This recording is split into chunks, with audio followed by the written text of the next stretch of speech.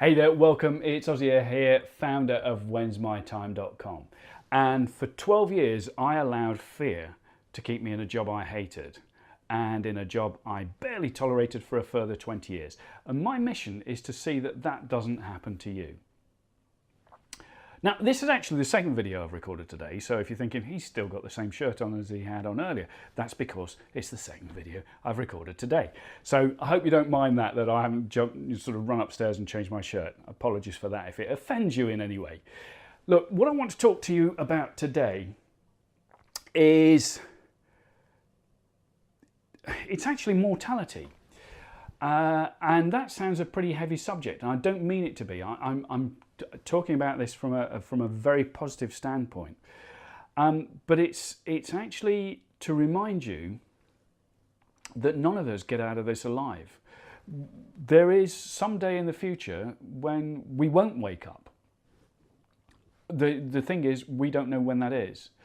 Now, the reason that's so much in mind is several events have served to remind me that.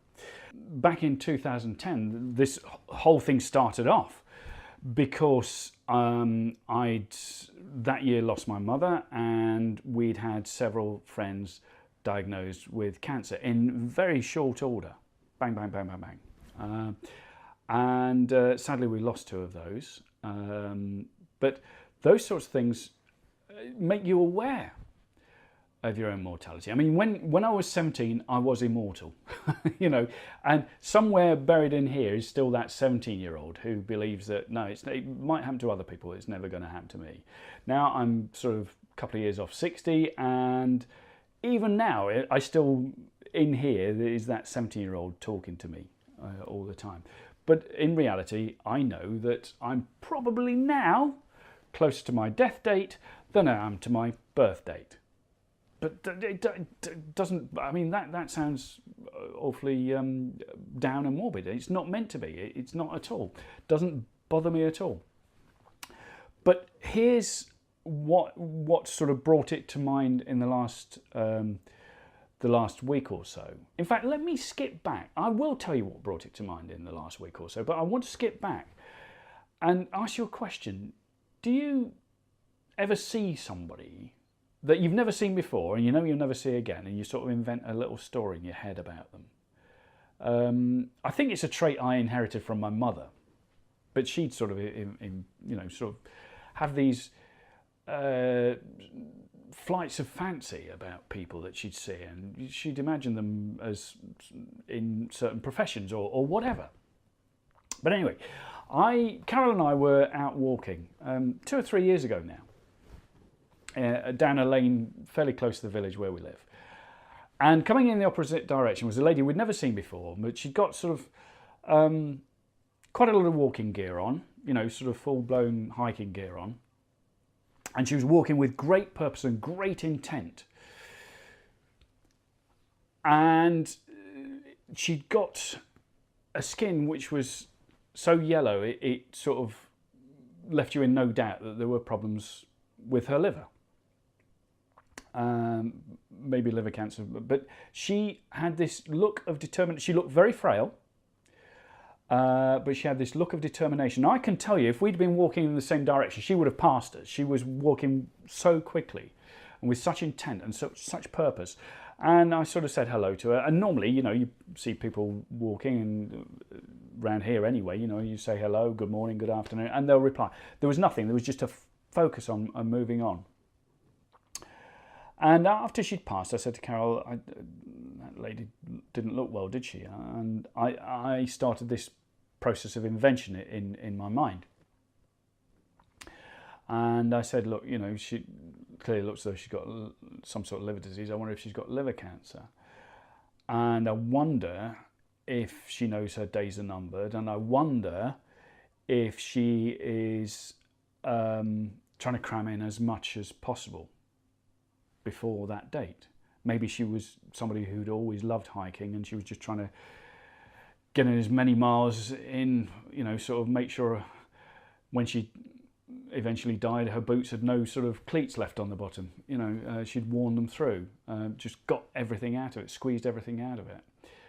And I said, I hope that if I'm ever in a position where I know I'm going to die, I can take the same attitude, just squeeze everything out of life. And then within a heartbeat, I said, but I do know I'm going to die. So why am I not doing that right now? Why am I not squeezing every ounce out of life right now? Because I know I'm going to die. The only difference is I don't know when. And it goes for all of us. It goes for all of us. Now, this memory was revived in the last couple of weeks by a book I read on recommendations of a friend of mine, Sam. And it's a book called Chasing Daylight. And now it's been out for 10 years or so now.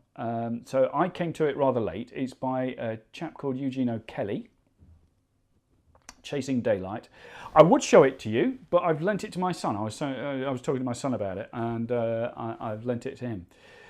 But it's about, it's written in the words of, in fairness, I believe it was ghostwritten. It was dictated because the guy was too frail at the time of writing, but it was dictated to a ghostwriter, and it was finished by Eugene O'Kelly's widow.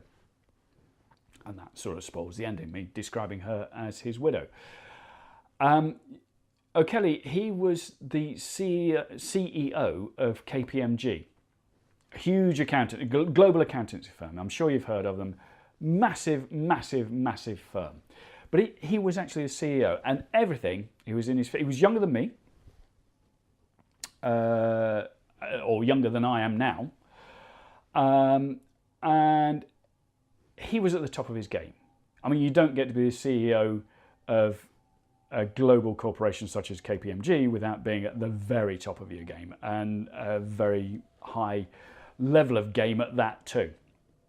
Hope that metaphor wasn't extended too far. And then one day he went for a checkup with his doctor, and his doctor diagnosed that he had tumours in the brain, and they were inoperable.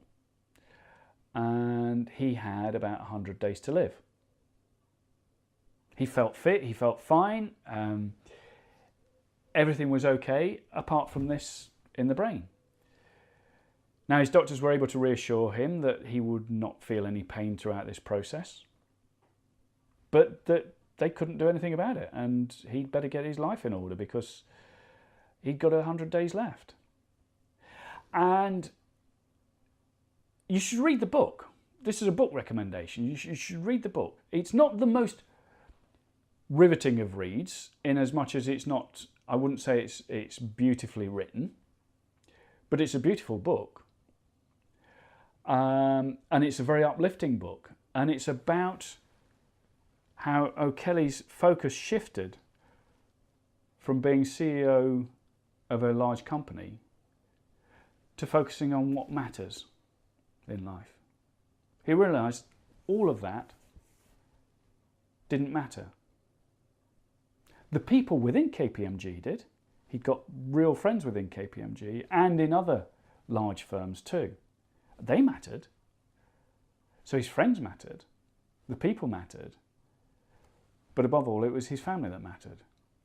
And he describes how he actually closes down those relationships. Doesn't mean cuts them off, but he wraps them up because he wants to leave them in a position that they have fond memories of the relationship, and they didn't sort of read his obituary and think, oh gosh, well, we only saw him 6 months ago and he was fine. I didn't know he was... So he wanted people to be able to come to terms with his coming demise. He wasn't frightened by it. He was sustained by his faith as well. More than sustained by his wife and his daughter and adopted daughter. And I don't want to spoil the book. I mean, a spoiler alert, the guy dies at the end. Well, what do you expect? But it is, read the book. Just read the book. But that's what I want to talk about. That's the whole purpose of this. It's this realisation that this ain't a rehearsal. I don't believe we're coming back. This is the one shot we've got at this. And if we don't get it right this time, we don't get it right. So go out there, do what you want to do, make the mistakes and learn by those mistakes and revel in those mistakes. Take control. They're your mistakes. They're your successes. Take control of your life. Do what you want to do. Find out what it is that really, really matters to you and do that.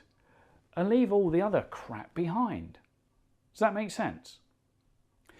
Look, I hope you've taken this in the way that it's meant. This is not a downbeat message. This is supposed to be an uplifting message. We're all going to die, so let's get on with it. I hope that's been useful to you. If it has, be sure to leave me a comment in the box below here and hit subscribe here so that whenever I upload another video, you'll be notified. And it could well be that by the time you watch this, I've launched my new podcast. That should be available on iTunes, so head over to iTunes and subscribe there. And while you're there, do leave me a 5-star review. Because, as I've said before, that will help my ego enormously, but that's not the purpose. It helps other people find the podcast.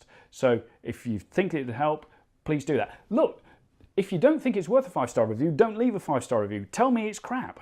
Tell me it's rubbish. Tell me whatever you like. If you love it, tell me you love it. If you hate it, tell me you hate it. But whatever you do, leave a review over there. Okay. I've been Aussie Air, founder of... Oh, there's one other thing you can do. If you want to get in touch with me at aussie@whensmytime.com. That's aussie@whensmytime.com. Okay, I've been Aussie Air, founder of whensmytime.com, and I can tell you, your time is now.